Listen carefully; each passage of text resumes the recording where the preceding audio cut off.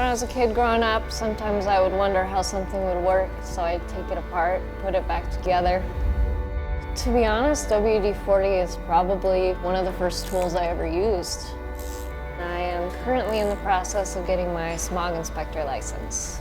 And as many mechanics know, a car is essentially made up of hard-to-reach places. You gotta think on the fly and be creative. Easy reach is really helpful in those situations. I've always liked working with my hands, feeling like I'm producing something, I'm creating something, or fixing something, and my mom always encouraged that.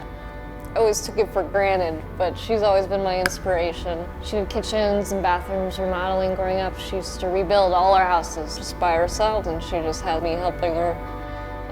She's had multiple strokes. She just had a brain hemorrhage the other day. But she's always been so strong, and I've always admired that in her. Strength to do it on your own, and to help others and teach them how to live their own lives hands-on, It's great. It's a great thing to be able to do. My name is Makenna, and I live life hands-on.